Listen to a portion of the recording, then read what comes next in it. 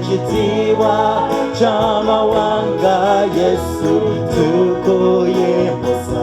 Olwaleero mu kusaba mu maka ga Ssaabalabirizi e Namirembe kwetabiddwako abantu balubatu olw'ekirwadde ki COVID-19 ekiriwo, kyokka ku beetabye mu kusaba kuno kwe kubadde ne Ssaabaminisita wa Uganda omukyala Robinah Nabbanja.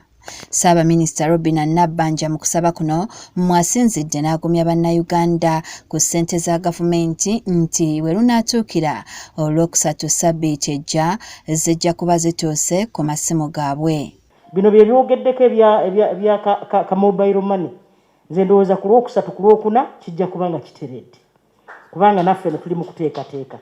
Abagezaako okukebera abantu abatalina mwasirizi gye bali batandise okukola. Tulowooza ku Lwokubiri oba ku Lwokusatu tujja kuba tumaliriza enkalala ezo, ate kati bya mutimbagano ojja kulaba nga akameseji kaze tintintintin.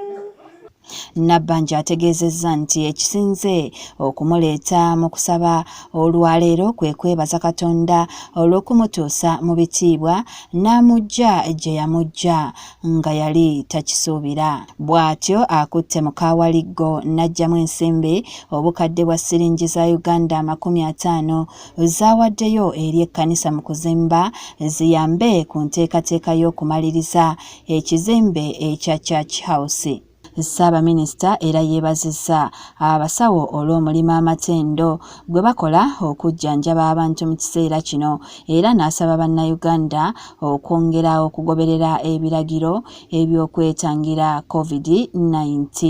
Njagala okusiima bannayuganda mwenna gye muli, kubanga okusinziira nga bwe ndaba mwenna olutalo tulutaddemu amaanyi. Ye Ssaabalabirizi Dr. Stephen Kazimba Mugalo avumiridde abo bonna abatandise okudibaga enteekateeka y'okufuna ensimbi nga bateeka abantu abatalina kufuna nsimbi ku nkalala.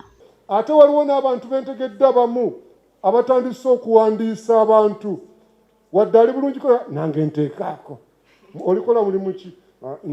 Njoza mmotoka. Ate nga muntu ali bulungi, abantu abo bannaayo beenenye. Ayongedde n'asaba gavumenti eyongere okuwa abasawo ebikozesebwa nga bali mu kujjanjaba abalwadde ba COVID-19 okwewala nabo okukwatibwa ekirwadde. Abasawo mubasabire era nsaba babongeremuko ku protective gears ezo ezibakuuma. Naye naffe abaweereza naffe twetaagamu nno.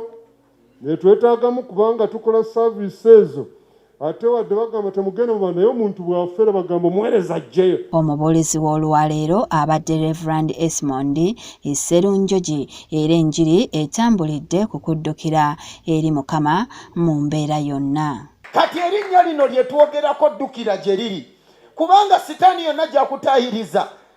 Bayibuli yatugamba bulungi nti mu nsi tulina abalabe bangi. Kalungi Betty, Delta TV, Amasukulumu.